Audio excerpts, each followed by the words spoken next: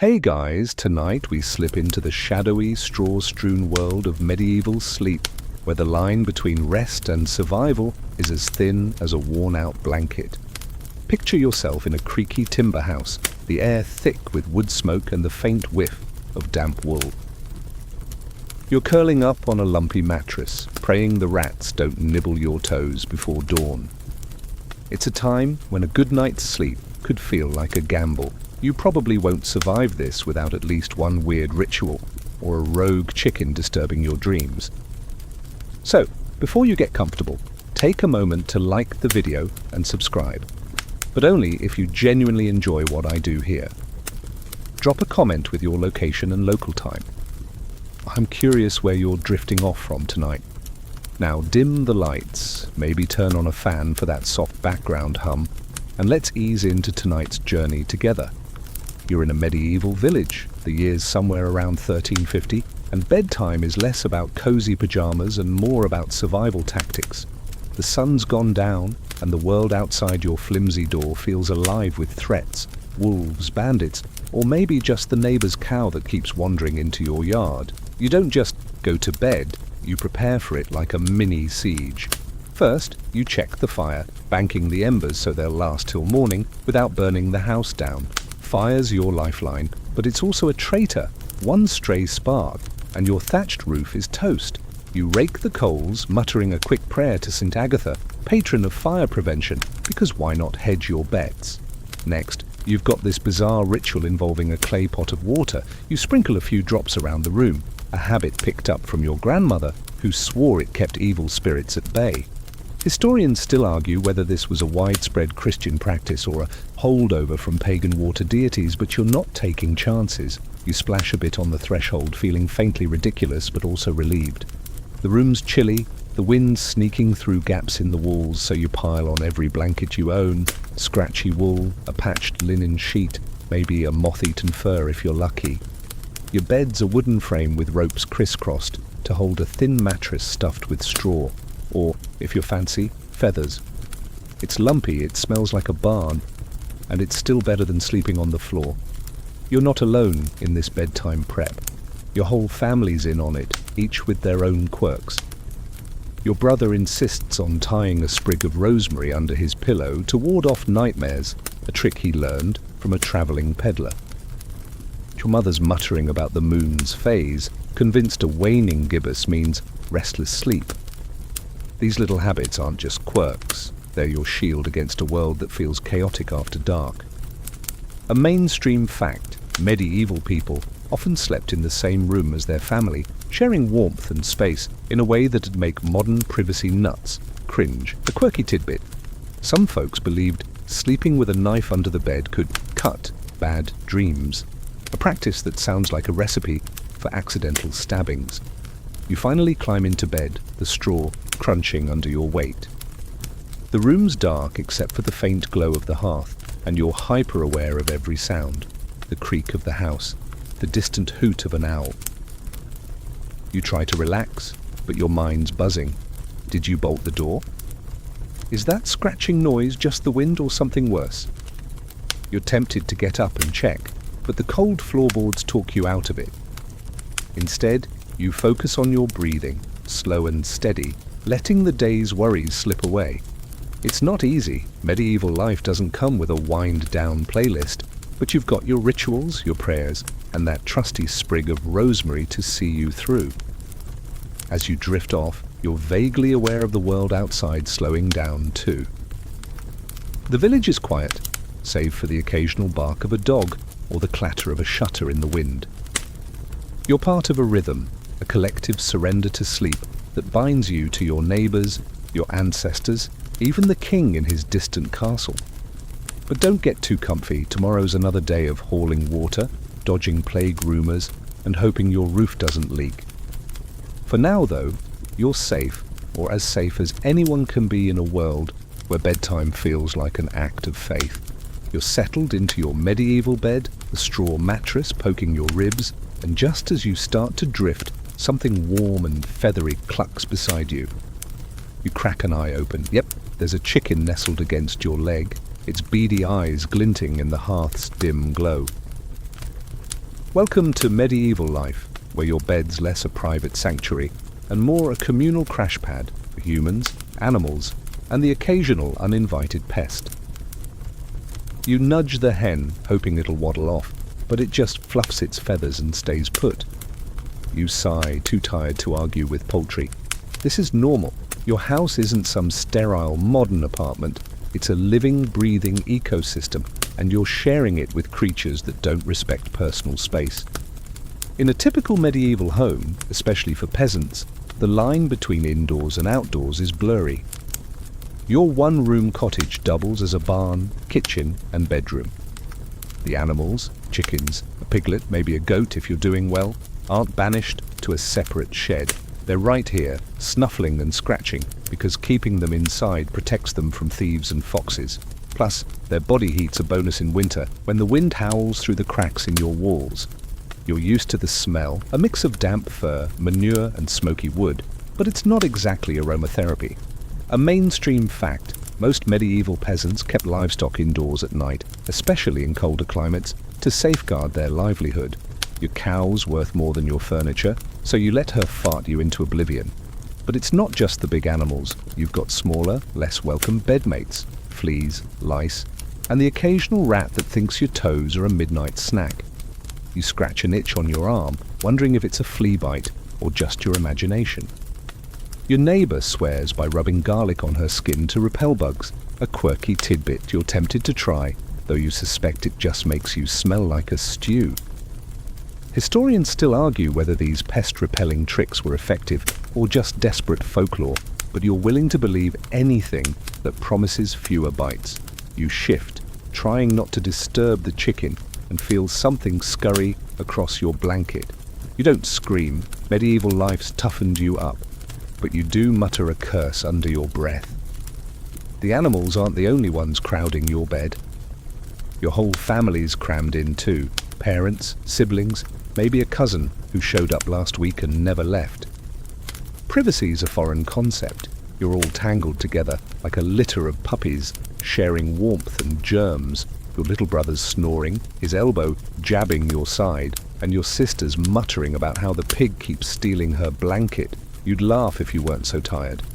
The animals, though, add a whole other layer of chaos, that goat in the corner. It's chewing something that sounds suspiciously like your best wool cap.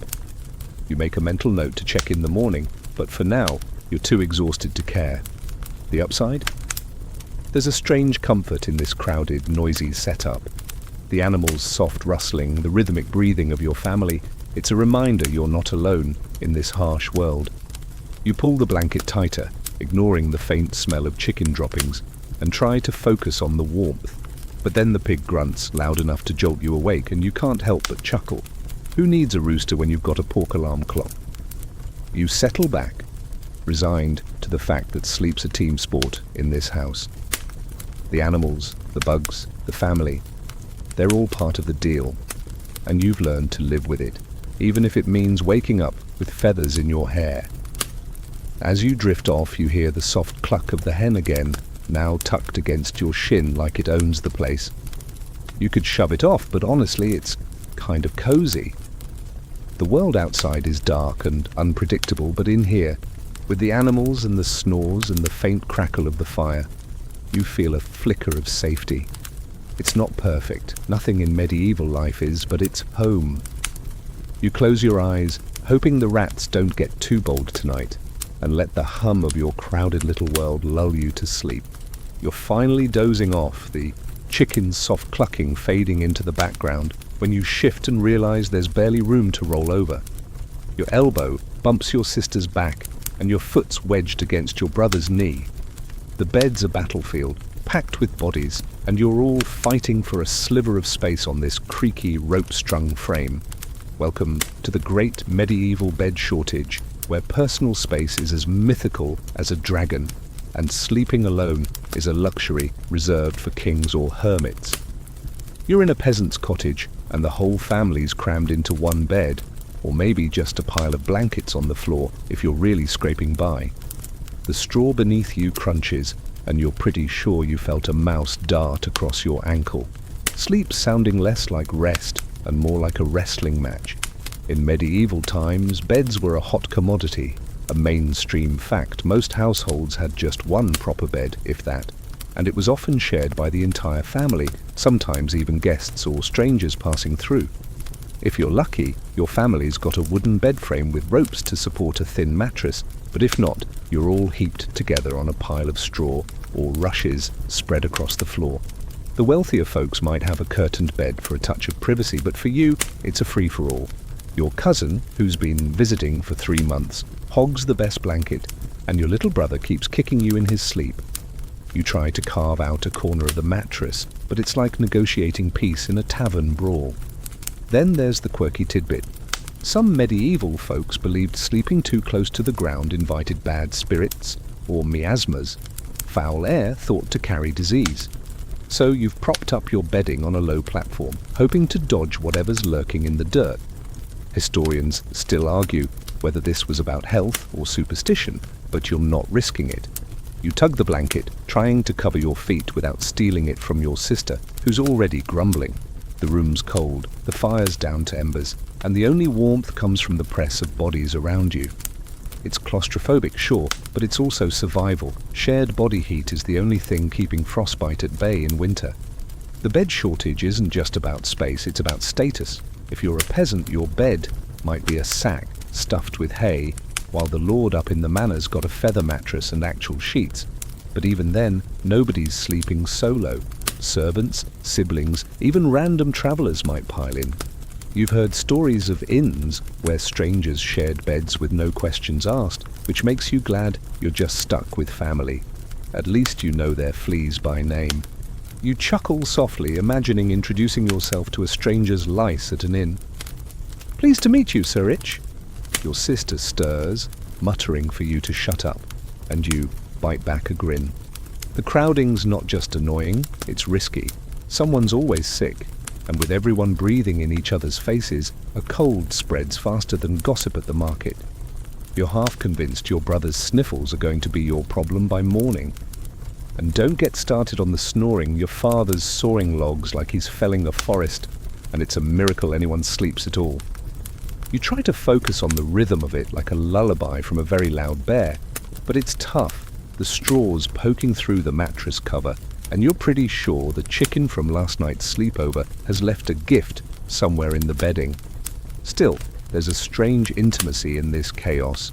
You're close to your family in a way modern folks might find suffocating, but it's your normal. You know their quirks, the way your mother hums old songs when she's half asleep, or how your brother always curls up like a hedgehog. It's crowded, itchy, and loud, but it's also a reminder you're not facing the world alone. You shift again, finding a slightly less lumpy spot, and let the warmth of the bodies around you pull you towards sleep. The bed shortage might be a pain, but it's your pain, shared with the people and pests you love. You're wedged between your snoring brother and a lumpy straw mattress, the faint warmth of the hearth barely holding back the chill when a howl cuts through the night. Your eyes snap open. Was that a wolf? A demon? Or just the wind playing tricks? In medieval times, the dark wasn't just an absence of light. It was a playground for fears and superstitions that made bedtime feel like stepping into a ghost story. You pull the blanket tighter, half expecting something to slither out from under the bed. The village is silent now, but your heart's pounding, and every creak of the house feels like a warning. Nights when the world gets weird, and you're not sure you're brave enough to face it. Darkness was a big deal back then, a mainstream fact. Without widespread lighting, medieval people relied on candles or rushlights, reeds dipped in animal fat, that burned out fast and left you in pitch black. You're lucky if you've got a single tallow candle sputtering on a shelf, its smoky glow barely reaching the corners of the room. But light's not just practical, it's protection. You've heard tales of night hags, spirits that sit on your chest and steal your breath, or worse, the devil himself prowling for unguarded souls. Your neighbour swears she saw Will-o'-the-Wisp luring travellers into the marsh last week, and you're not sure you disbelieve her. You mutter a quick prayer, clutching the cross necklace your mother gave you, because in this world, faith is your shield against the unknown. Then there's the quirky tidbit. Some folks tied knots in their blankets to trap bad spirits, believing the knots confuse demons trying to sneak into their dreams. You've got a few lumpy knots in your bedding, not because you're superstitious, of course, but just in case. Historians still argue whether these rituals were Christianized versions of older pagan charms or just practical ways to keep blankets in place, but you're not taking chances. You check the knots, feeling a bit silly but also reassured, and try to ignore the scratching sound near the door. Probably just the wind. Probably. The fear's not all supernatural. Nights when the real dangers come out, thieves slipping through unbolted doors, or wolves sniffing around the livestock you're still sharing your room with. You remember that chicken from a few nights ago, cozying up like it owned the bed, and wonder if it's safer than you are right now. You smirk, imagining a wolf politely knocking before eating your hen, but the thought fades as another creak echoes from the rafters. Your family's still snoring, oblivious, but you're wide awake, ears straining for anything that sounds like trouble. You're tempted to light another rushlight, but you've only got a few left, and wasting one feels like tempting fate. Superstitions shape everything. Your mother insists on leaving a bowl of milk by the hearth for the house spirits. Not that she believes in them, she says, but it's tradition. Your brother's got a charm, a bit of iron nailed above the door, to keep witches at bay. You roll your eyes, but you're not about to take it down. The church frowns on some of these habits, calling them pagan nonsense, but even the priest mutters extra prayers at night. It's a strange mix of faith and fear, and you're caught in the middle, trying to decide if that shadow in the corner is just the blanket or something that'll haunt your nightmares.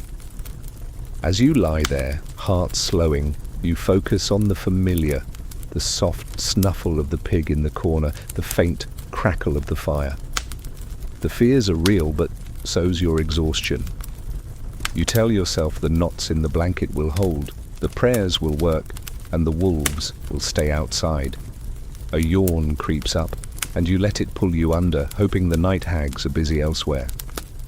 The world's scary after dark, but you've got your rituals, your family, and a stubborn hope that morning's not too far off. You're finally drifting off. The night's eerie howls fading into the hum of your family's snores when you jolt awake for no reason at all. It's pitch black, the fire's down to a faint glow, and your body's screaming that it's not done sleeping yet. You're confused, but this is normal. Welcome to the medieval world of 2 sleep nights, where you get a weird intermission in the middle of your slumber.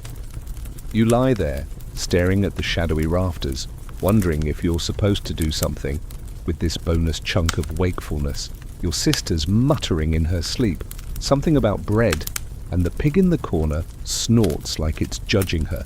You're tempted to poke her awake just for company, but you settle for scratching an itch and trying to make sense of this bizarre sleep schedule. This biphasic sleep pattern was a medieval staple. A mainstream fact, many people in the Middle Ages slept in 2 chunks. First sleep, a break, then second sleep, often waking for an hour or 2 around midnight. You're not sure why your body does this, but it's as routine as checking the fire before bed. Some folks use this time productively. Monks pray, lovers whisper, and your neighbor claims he sharpens his tools by candlelight. You, though? You're just lying there, debating whether to get up and pee or stay put, and hope the urge passes. The straw mattress is poking your back, and the chicken from a few nights ago is mercifully absent, but you can still smell its legacy in the bedding. Here's the quirky tidbit. Some medieval folks believed this midnight wakefulness was the best time for prophetic dreams or divine visions. Your cousin swears he saw his future wife's face in a dream during one of these breaks, though you suspect he just ate too much cabbage. Historians still argue whether this wakeful period was a cultural habit or a biological response to long winter nights, but you're too groggy to care about the debate. You try to focus, wondering if a vision of tomorrow's harvest might pop into your head, but all you get is a vague image of your goat eating your best tunic. Not exactly divine. You shift, trying not to wake the whole family, and decide to make the most of it. You fumble for the water jug, taking a sip to soothe your dry throat. The room's chilly, and the blanket's been half stolen by your brother, who's sprawled like he's claiming the entire bed.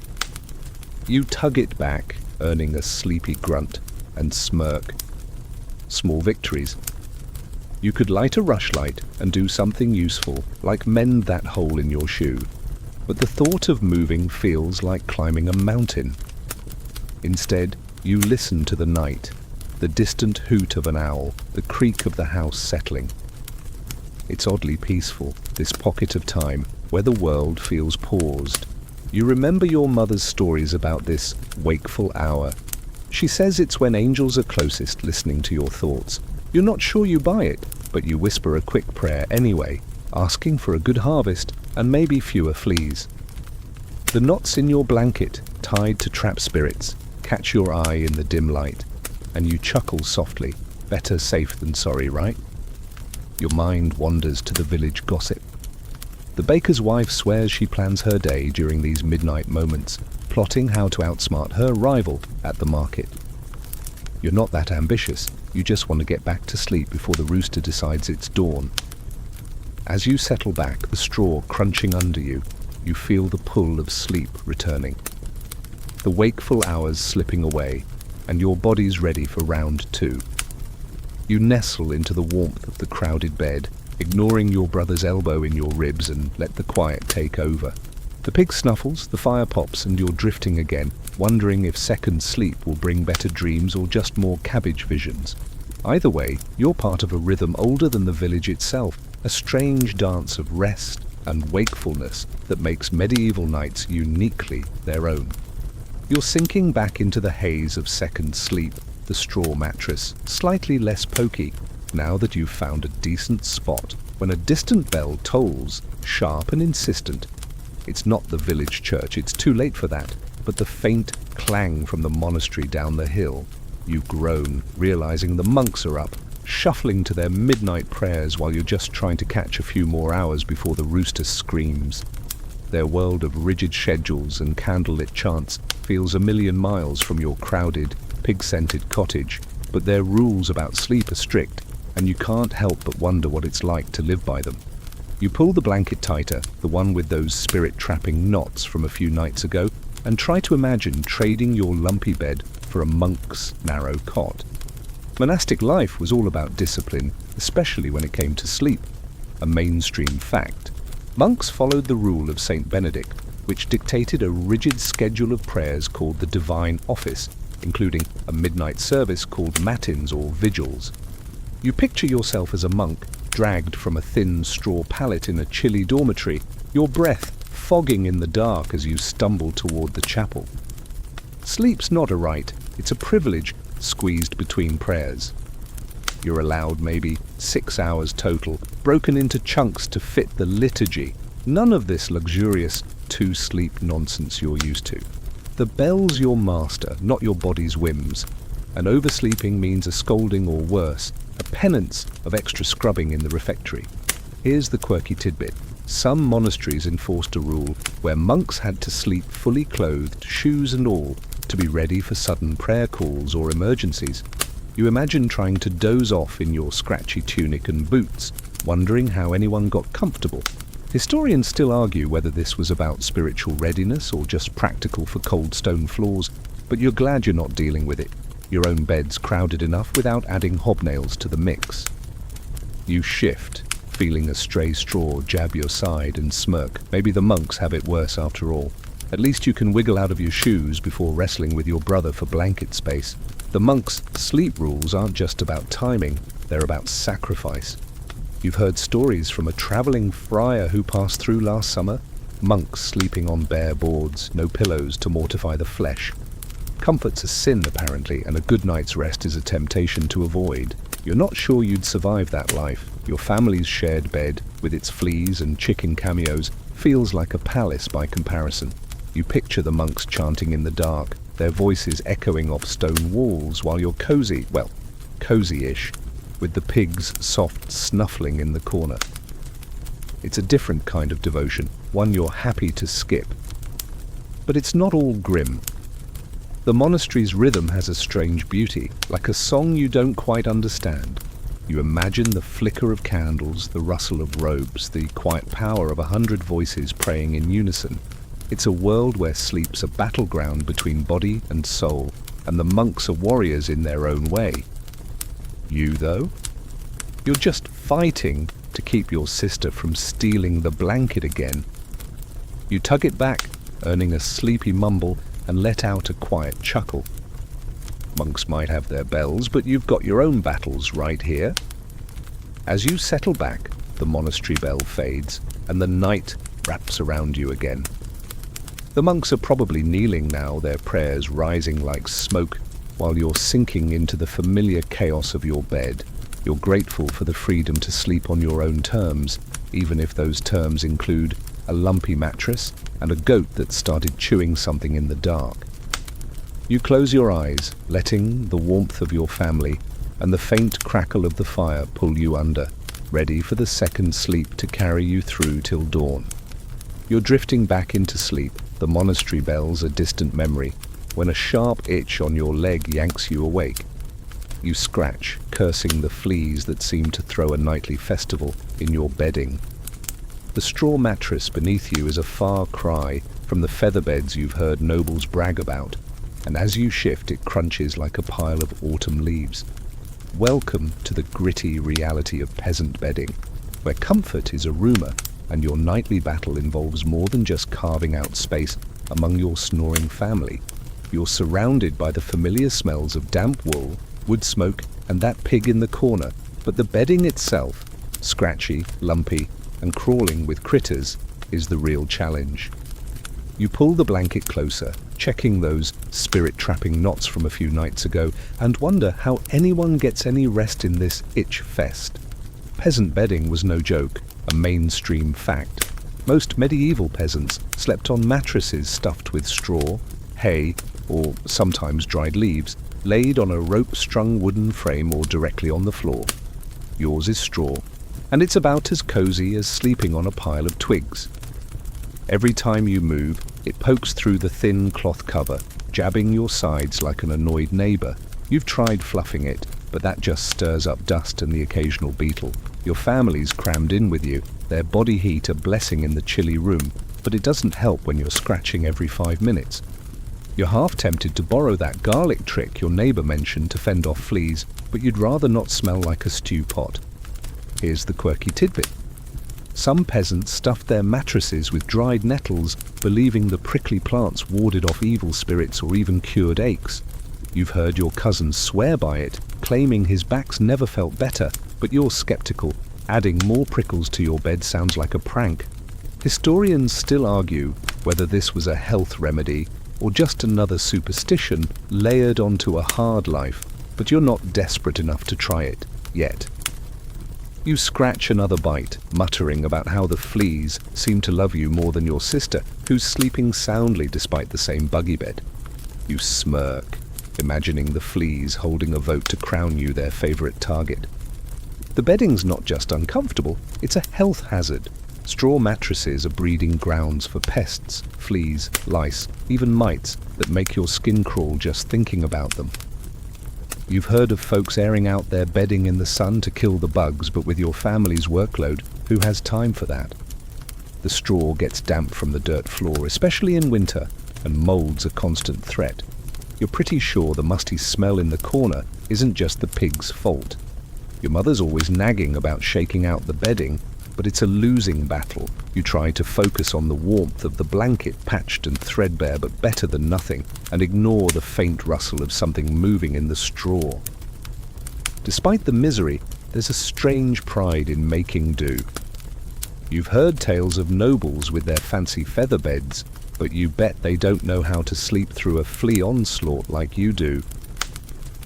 You chuckle softly, picturing a lord scratching as frantically as you are, his silk sheets no match for medieval bugs. Your brother stirs, mumbling about bread again, and you nudge him to stop hogging the blanket. It's a small victory in a night full of small battles, fleas, lumps, and the ever-present risk of rolling onto a stray chicken feather. You're tough though, this is your world, and you've learned to sleep through worse. As you settle back, you find a less pokey spot, and focus on the rhythm of your family's breathing. The fleas might win a few battles, but you're winning the war by sheer stubbornness. The fire's low glow casts shadows on the wall, and you let the familiar sounds, the pig snuffle, the wind outside, lull you. Sleep's hard won in this scratchy, buggy bed, but it's yours, and that's enough to carry you back into the haze of second sleep, fleas and all. You're scratching another flea bite, cursing the straw mattress that's more ecosystem than bed, when you catch a whiff of something new. Lavender, maybe, or the faint musk of old furs. It's not your usual pig and smoke aroma, and you realize it's coming from the corner of the room, where a guest has joined the sleepover, a visiting noble crashing in your village for the night. He's sprawled on your family's only decent blanket, his fancy bedroll stuffed with feathers, not straw, and you're half jealous, half worried his snores will attract more fleas. Noble beds might sound like a dream, but up close, they come with their own problems, and you're about to get a front row seat to the drama of sleeping in style. A mainstream fact, medieval nobles slept on elaborate beds, often with feather mattresses, canopies and curtains, to keep out drafts and prying eyes. You eye the noble's setup, a portable bed frame he hauled in with his entourage, draped with heavy wool curtains embroidered with some gaudy crest. It looks warm, soft, and about 100 times better than your lumpy straw pile. But as you watch him toss and turn, muttering about the cold, you realize even luxury has its downsides. Those curtains block drafts but trap heat and smells, turning the bed into a stuffy cocoon. You smirk, imagining him sweating under all that finery, probably missing the fresh air you get from your drafty walls. Here's the quirky tidbit. Some nobles sprinkled their bedding with dried rose petals or herbs, believing it kept away bad airs, or even enhanced their dreams. You catch another whiff of lavender from his bedroll and wonder if he's chasing visions of glory, or just trying to mask the smell of his unwashed travel cloak. Historians still argue whether these scented beds were about hygiene or just showing off wealth, but you're betting it's both. You nudge your sister, whispering about how you'd rather have fleas than sleep in a flower shop, and she stifles a giggle. The noble stirs, and you both freeze, not wanting to catch a lecture from his grumpy squire. The noble's bed might be plush, but it's not perfect. Feather mattresses sink and clump, needing constant fluffing, and you've heard they attract just as many bugs as straw. Fancier bugs maybe, but still itchy. His canopy's a status symbol, sure, but it's also a fire hazard. Dangling close to the candle, he insisted on keeping lit. You're half expecting to wake up to a blaze, and you're not sure your spirit-trapping blanket knots will help with that. Plus, nobles rarely slept alone. Servants or retainers often bunked nearby, ready to jump at a midnight whim. You glance at the squire, curled up on the floor like a loyal dog, and feel a flicker of pity. At least your family's crowded bed feels like home. There's also the paranoia. Nobles had enemies, rival lords, ambitious cousins, or just bandits eyeing their gold. You've heard stories of lords sleeping with daggers under their pillows, not for dreams like your knife under the bed trick, but for actual assassins. You chuckle quietly, picturing the noble clutching a jeweled knife while snoring like a boar. Your own fears, wolves, night hags, are bad enough, but at least you don't have to worry about a poisoned goblet before bed. The noble's life might be cushier, but it's not exactly restful. You pull your threadbare blanket closer, grateful for its familiarity, even if it's not stuffed with roses. As you settle back, the noble's snores blend with your brother's, creating a duet that could wake the dead. You're jealous of the featherbed, sure, but you're starting to see the trade-offs. Your straw's itchy, but it's yours, and you don't have to drag it across the countryside or guard it from scheming rivals. The fire's glow dances on the walls, and you let the warmth of your family's crowded bed pull you back towards sleep, leaving the noble to his lavender-scented struggles. You're drifting back towards sleep, the noble's lavender-scented snores mingling with your brother's less glamorous ones, when a tickle in your throat keeps you awake. You're exhausted, but your body's not cooperating, and you remember your mother's go-to fix, a murky concoction of herbs and honey she swears will knock you out. You're not thrilled about the taste, like licking a mouldy forest floor, But anything's better than lying here, listening to the pig snuffle and the fleas plan their next attack. In medieval times, sleep remedies were a mix of desperation and weird science, and you're about to dive into the strange world of potions, poultices and prayers that promised a good night's rest. You sit up, careful not to jostle your sister, and fumble for the clay cup your mother left by the hearth. A mainstream fact, medieval people used herbal remedies, often based on ancient texts like those of Galen, to treat sleeplessness, mixing plants like valerian or chamomile into drinks or poultices. You take a cautious sip of the brew, honey, mint, and something bitter you can't quite name. It's warm at least, and you force it down, hoping it'll quiet your restless mind. Your mother's recipe comes from a healer who passed through last spring, claiming valerian root could tame even the most stubborn insomnia. You're skeptical, but you're also desperate, and the warmth spreading through your chest feels like it might actually work. You settle back, the straw mattress crunching, and try to ignore the faint aftertaste of dirt. Here's the quirky tidbit. Some medieval remedies involved animal parts, like drinking wine mixed with powdered deer antler or rubbing owl fat on your temples to draw out wakefulness.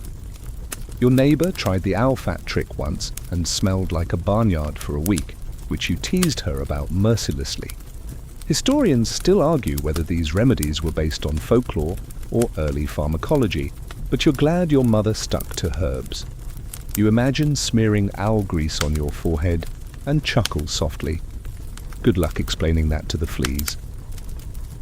The thought of those pests still partying in your bedding from a few nights ago makes you itch, but the potion's starting to dull the irritation. These remedies weren't just about sleep. They were about control in a world where rest felt like a luxury. You've heard of monks using poppy seed tinctures to calm their minds before midnight prayers, though the church frowned on anything too potent. Your village healers got a whole arsenal: lavender for calm, rue for nightmares, even a dodgy mix of ale and nettles that's supposed to make you dream of wealth. You tried that one once and dreamed of a cow eating your shoes, so you're sticking with honey and herbs. The noble in the corner with his fancy featherbed probably has a physician mixing him something fancier, but you bet it tastes just as bad. You smirk, picturing him gagging on his own posh potion. The downside? These remedies weren't exactly precise. Too much poppy, and you might not wake up at all. Too little, and you're staring at the rafters again. You're careful with the cup, sipping just enough to feel drowsy without crossing into dangerous territory. The fire's low glow catches the clay, and you notice a faint carving on it, a cross, probably etched to bless the contents. Superstition or not, you're grateful for any help. Your family's still snoring, oblivious to your midnight quest for sleep, and you're tempted to wake your brother just to share the misery, but the potion's working, your eyelids growing heavy, and you decide to let him dream of bread in peace. As you sink back into the bed, the familiar poke of straw feels almost comforting. The remedy's warmth lingers, and you focus on the soft crackle of the fire, the pig's quiet grunts. The world's fading, and you're slipping into that second sleep you've come to rely on. The potion might be weird, the fleas might be relentless, but for now, you've got a fighting chance at rest.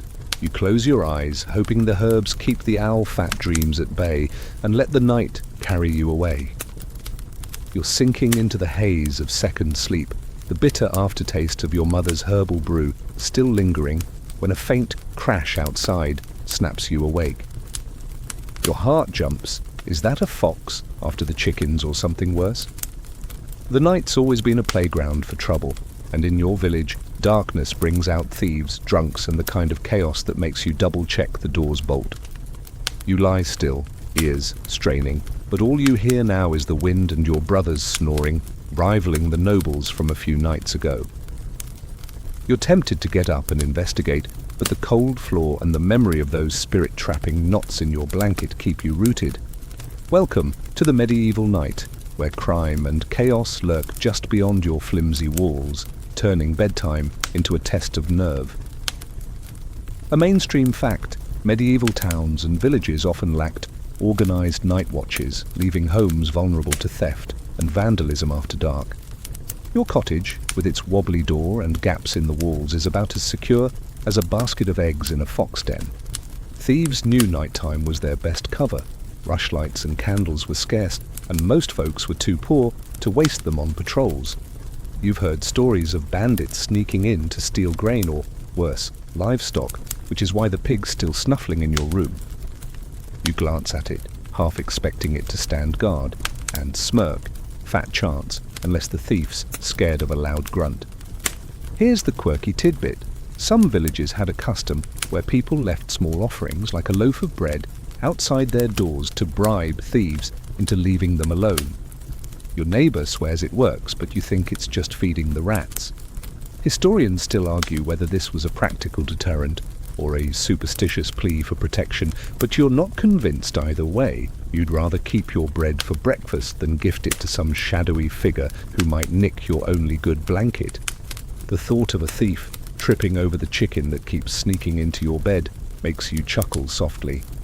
Maybe your unwanted bedmates are a security system after all. The chaos isn't just about theft. Nighttime was when feuds boiled over, often fueled by ale from the tavern. You've heard of brawls spilling into the streets, leaving broken shutters and bruised egos. Your cousin got caught in one last summer, coming home with a black eye after arguing over a lost bet.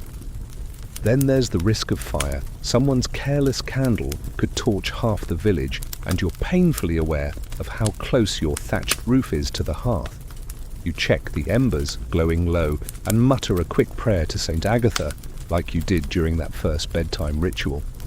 Better safe than sorry, especially when chaos seems to stalk the night. You're not helpless, though. Your family's got tricks, wedging a stick against the door, keeping a stout staff by the bed. Your father claims it's for wandering spirits, but you know it's for wandering bandits. The community helps too. Neighbours shout warnings if they spot trouble, a kind of medieval neighbourhood watch. You remember the time the baker's wife screamed about a prowler, waking half the village, only to find it was a stray cow. You stifle a laugh, not wanting to wake your sister, who's still hogging the blanket. The memory's a reminder that for all the dangers, the night also binds you to your neighbours, everyone watching out for each other in their own way. As you settle back, the straw crunching under you, the crash outside doesn't repeat. Maybe it was just a branch in the wind. You focus on the familiar, the pig's soft snorts, the faint crackle of the fire, and let your nerves unwind. The night's full of threats, real and imagined, but you've got your family, your staff, and a stubborn streak that says you won't let chaos win. You close your eyes, hoping the thieves and the cows stay away, and let the promise of second sleep pull you under. You're drifting back towards sleep, the echo of that mysterious crash fading into the night when a faint chant from the village church creeps through the walls. It's not the monastery's midnight bells you heard a few nights ago, but a reminder that the church's grip on your life doesn't loosen after dark. You shift on the straw mattress, still itchy from those relentless fleas, and wonder how many rules you're accidentally breaking just by trying to sleep. In medieval times, the church didn't just shape your Sundays, it dictated how you rested, dreamed, and even positioned yourself in bed. You pull the blanket closer, checking those spirit-trapping knots for luck, and brace for a night where faith and sleep are tangled in a tug-of-war. A mainstream fact, the medieval church influenced sleep through its teachings, encouraging prayer before bed and warning against sins like sloth that could tempt you to oversleep. You're supposed to kneel and recite a pater noster before climbing into bed, a habit your mother drills into you like it's as vital as banking the fire. You mutter the prayer half-heartedly, your mind already wandering to the warmth of the blanket. The church also frowns on sleeping in. Dawn prayers are non-negotiable, and lying abed past sunrise is a one-way ticket to a sermon about laziness. You smirk, thinking of the nobles still snoring in your cottage a few nights back, probably exempt from such scoldings thanks to his gold. Here's the quirky tidbit. Some church teachings suggested sleeping on your right side to align with divine order, as the left side was linked to the devil. Your cousin swears it helps her dreams, but you tried it once and woke up with a crick in your neck. Historians still argue whether this was widespread doctrine or just regional folklore, but you're not risking a demonic label for rolling onto your left. You adjust your position, half joking to yourself that the fleas probably don't care which side you're on.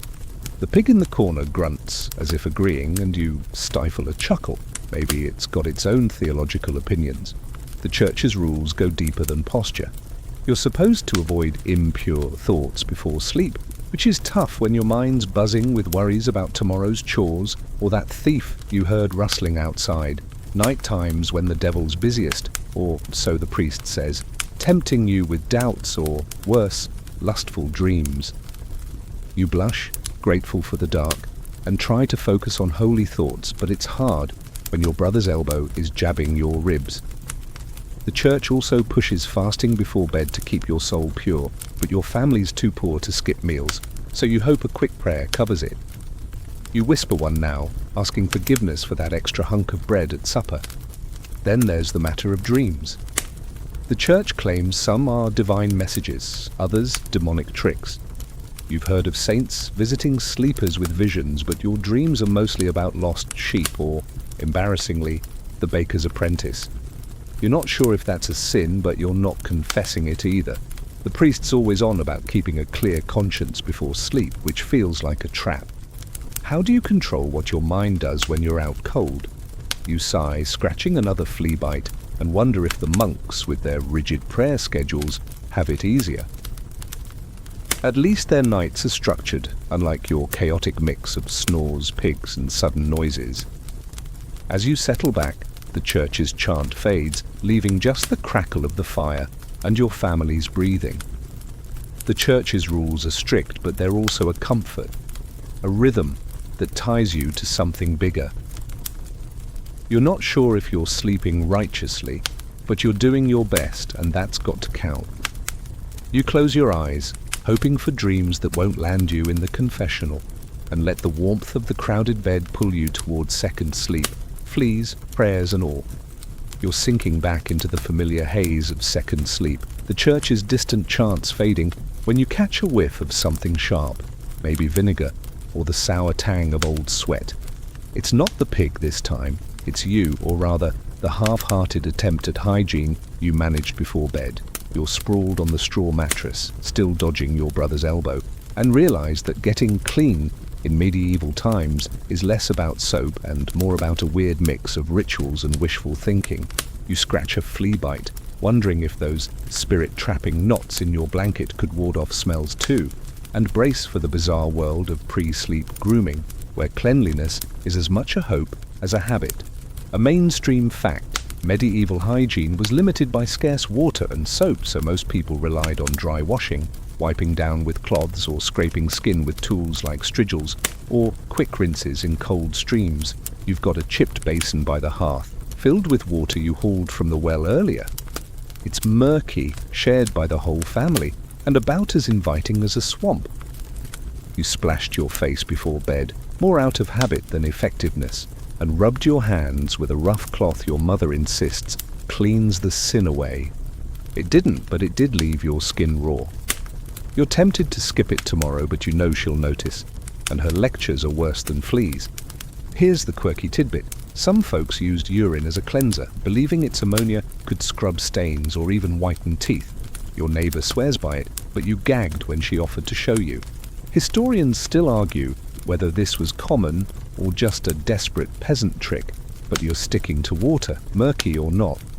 You chuckle, imagining the noble who slept over a few nights ago trying to rinse his fancy beard with piss. Bet his lavender-scented bedroll wouldn't smell so posh then. The thought makes you grin, but you keep it quiet to avoid waking your sister, who's finally stopped hogging the blanket. Grooming's not just about washing. You've got a wooden comb, splintery and missing teeth, that you drag through your hair to keep it from matting into a nest. It's a losing battle. Your scalp's itchy, probably from lice, and you're too tired to care.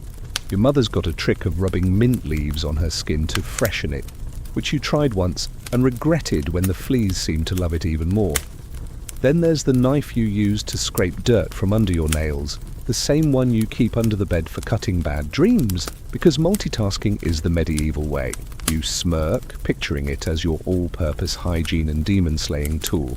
Hygiene's tied to survival, not just vanity.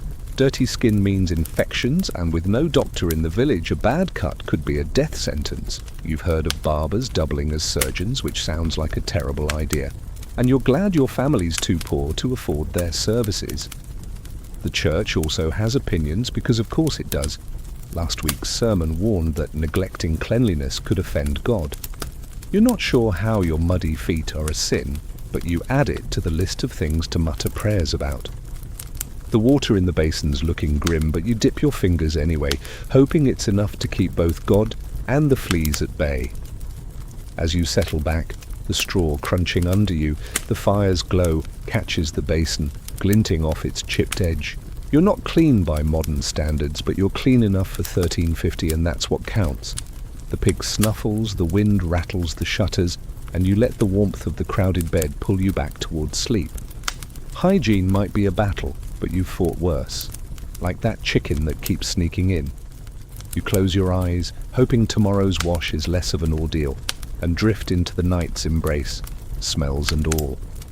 You're easing back into the drowsy pull of second sleep, the faint sting of your mint-rubbed skin fading, when a vivid dream from last night flickers in your mind. A talking cow, of all things, warning you to fix the fence. You blink in the dark, the straw mattress poking your side, and wonder what it meant. In medieval times, dreams weren't just random brain static. They were messages, omens, or even divine memos, and decoding them was practically a village pastime. You shift, careful not to wake your sister, and let your mind wander into the strange world of medieval dream interpretation, where every snooze could be a puzzle or a prophecy. The pig's soft snuffling feels like a grounding hum, but those spirit-trapping knots in your blanket suddenly seem extra important. A mainstream fact: medieval people, influenced by the church and ancient texts like those of Artemidorus, believed dreams could reveal truths, predict the future, or warn of sin. Your mother's always going on about dreams as God's way of nudging you. Last week, she swore her dream of a white dove meant good luck for the harvest. You're not so sure, especially since your cow dream feels more like last night's stew talking. You lie there, tracing the rafters' shadows, trying to remember if a talking cow means prosperity or just a very chatty animal. You've heard the priest say holy dreams come to those who pray before bed, so you mutter a quick prayer, hoping it retroactively cleans up your subconscious. Here's the quirky tidbit. Some medieval dream manuals claimed specific foods could shape your dreams, like eating cheese before bed to spark visions of love or wealth. Your cousin tried it and got a nightmare about a giant wheel of cheddar chasing him, which you teased him about for days. Historians still argue whether these manuals were serious guides or just fanciful folklore, but you're tempted to skip the cheese tonight. You chuckle softly, imagining the cow from your dream demanding a cheese bribe, and hope the fleas don't overhear. Those pests from your scratchy bedding are probably plotting their own dream invasion. Decoding dreams wasn't just fun, it was serious business. The church warned that some dreams were demonic tricks, meant to lure you into sin, while others might be saintly visions. You're pretty sure your cow wasn't a saint, but you're not ruling out the devil's sense of humor. You've heard of dream books circulating among the wealthy, listing symbols and their meanings, cows for abundance, snakes for betrayal. Peasants like you rely on village gossip and old wives' tales, which is why your mother's convinced her dove dream is a jackpot. You're skeptical but curious, wondering if you should tell her about the cow or keep it to yourself to avoid another lecture about praying harder. The stakes feel high. A bad dream could mean illness or misfortune, and you've got enough worries with thieves lurking and that crash you heard outside a few nights ago. You consider waking your brother to ask if he's dreamed of cows, but his snoring says he's out cold, probably dreaming of bread again. Instead, you focus on the fire's faint glow, trying to steer your mind toward pleasant images, maybe a field of barley or the baker's apprentice, though you blush at that one. The church would have a fit, but you're just trying to avoid another bovine prophecy. You smirk, picturing the priest trying to interpret your cow dream without laughing. As you settle back, the straw crunching softly, you let the night's quiet wrap around you. Dreams might be messages or just nonsense, but they're part of the rhythm of your life, like the pig's grunts or the church's rules. You're not sure if the cow means anything, but you'll check the fence tomorrow, just in case. For now, you close your eyes, hoping for a dreamless second sleep, or at least one that doesn't involve livestock, and let the warmth of the crowded bed carry you away. You're slipping back into the quiet of second sleep, the talking cow from your dream fading into a hazy memory when a sharp draft sneaks through the wall and chills your toes. You tug the blanket tighter, those spirit-trapping knots still holding strong, and curse the flimsy walls of your cottage. It's late autumn, and the air's got a bite that makes you long for summer's sticky nights, or dread winter's bone-deep freeze. In medieval times, seasons didn't just change the landscape, they reshaped how you slept, turning every night into a battle against the elements. You shift, dodging your brother's elbow, and brace for the seasonal struggles that make your straw mattress feel like a cruel joke. A mainstream fact, medieval sleep patterns were heavily influenced by seasons, with longer winter nights encouraging biphasic sleep, and summer's heat forcing people to nap during the day. Right now, the nights are stretching longer, and you're waking in that midnight gap you've come to expect, like a few nights ago when you pondered dreams. But the cold's the real enemy. Your family's piled together for warmth, the pigs snuffling a welcome heat source, but the damp seeps in, making the straw mattress clammy. You've stuffed extra rushes under the bed to block drafts, but it's like trying to stop a river with a twig. Summer's no better. Last July, you were sweating through your tunic, tossing and turning, while flies buzzed like they owned the place. Here's the quirky tidbit.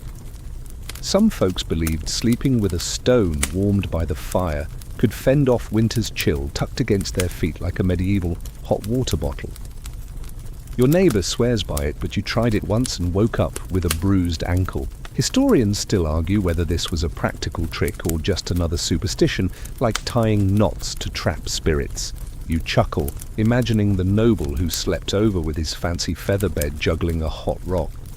Bet his lavender-scented dreams weren't so sweet then. The thought warms you a bit, even if your toes are still freezing. Winter's the worst. The fire's your lifeline, but it's a balancing act. Too small, and you're shivering. Too big, and you're risking a blaze like the one you worried about during that thief scare night. You check the embers, glowing faintly, and mutter a prayer to St. Agatha, a habit from your first bedtime rituals. Summer brings its own misery. The air's thick, the room smells like a mix of sweat and that chicken that keeps sneaking in, and you're tempted to sleep outside, except for the bugs and the wolves you feared earlier. You've heard of peasants napping in fields to escape the heat, but with your luck, you'd wake up with a cow standing on you. Seasons also mess with your sleep schedule. Winter's long nights mean more time for that wakeful hour, which you spend worrying about firewood or praying the harvest lasts. Summer's short nights leave you groggy, dragging through chores while the sun mocks you. Your mother's taken to hanging damp cloths over the door in summer to cool the room, but it just makes everything smell like mold. You're half tempted to try her trick of sleeping with a sprig of rosemary, like you did to ward off nightmares, but you doubt it'll help with the heat. You smirk, picturing the pig fanning itself with a leaf. Now that'd be a sight. As you settle back, the straw crunching under you, you focus on the warmth of your family's bodies, a small defense against the autumn chill. The seasons are relentless, but you're tougher, patched blanket and all. The fire's glow flickers, the pig snuffles, and you let the rhythm of the night pull you towards sleep. Winter's coming, but for now, you've got enough warmth and stubbornness to make it through. You close your eyes, hoping. You're teetering on the edge of second sleep, the autumn chill still nipping at your toes despite the family's warmth, when you realize not everyone in the village is fighting the same bedtime battles. The noble who crashed in your cottage with his fancy feather bed a few nights ago had a different kind of rest, and it hits you. Sleep in medieval times wasn't just about seasons or superstitions, it was a mirror of class, splitting the haves from the have-nots right down to the mattress. You shift on the straw, its familiar poke a reminder of your place, and dive into the social divide that shaped who slept soundly and who, like you, wrestled with fleas and drafts. The pig's soft snuffle feels like a nod of solidarity as you ponder a world where even rest comes with a status. A mainstream fact: social class dictated bedding quality in medieval society, with peasants like you sleeping on straw or rushes, while nobles enjoyed feather mattresses and curtained beds. Your families crammed into one lumpy bed, sharing space with siblings and the occasional chicken, while the lord up at the manor sprawls on goose down, shielded by velvet drapes. You've seen it firsthand that noble's bedroll was softer than anything you've touched, but you noticed he still tossed and turned, maybe from paranoia about thieves like the ones you worried about during that midnight crash. You smirk, thinking his gold can't buy peace when the fleas don't discriminate. Here's the quirky tidbit. Some nobles had bed testers, servants who slept in their beds first to check for bugs or, creepier, assassins. Your cousin heard it from a peddler and thought it was hilarious. Imagine a job where you risk a dagger for a night on feathers. Historians still argue whether this was common or just a tale spun to mock the rich, but you're glad your only bed testers are the fleas that seem to love you best. You chuckle, picturing the pig volunteering for the job, waddling onto a noble's bed like it's auditioning. Your sister stirs, mumbling for you to shut up, and you bite back a grin. The divide's not just about comfort. Nobles had private chambers, sometimes even separate beds for husband and wife, while your whole family's tangled together, fighting for blanket scraps. Their rooms were warmer, with bigger fires and fewer drafts, unlike your cottage where the wind sneaks in like an uninvited guest. You've got the pig for heat, sure, but it's no match for a noble's stone fireplace. Food played a role too. Your thin gruel leaves you hungry at night, while the rich feast on meat and wine, maybe even that cheese your cousin swore sparked rich dreams. You're still skeptical about his cheddar-chasing nightmare, but you'd take a full stomach over a prophetic cow any day. The church, always looming like it did during your prayer-filled nights, reinforced this divide. Nobles could afford indulgences to ease their conscience about oversleeping, while peasants like you got sermons about sloth. You mutter a quick prayer, half hoping it covers your envy of those feather beds. But there's a strange pride in your resilience. You've mastered sleeping through fleas, cold, and your brother's snoring, skills no lord could match. You nudge him now, reclaiming a corner of the blanket, and feel a flicker of triumph. Class might shape your bed, but it doesn't own your rest. As the night deepens, the fire's glow softens, casting gentle shadows across the room. The pig snuffles slow, your family's breaths blend into a quiet rhythm, and the world feels smaller, kinder. You're not a noble, and your straw's no feather bed, but this crowded, itchy space is yours. The chill fades, replaced by the warmth of bodies close by, and your worries, fleas, thieves, even that talkative dream cow slip away. Each breath pulls you deeper, the straws crunch a faint lullaby, the knots in your blanket a silent promise of safety. You're drifting now, carried by the night's embrace, ready to rest until dawn whispers you awake. G for a dream that's less cow and more cozy, and drift into the dark.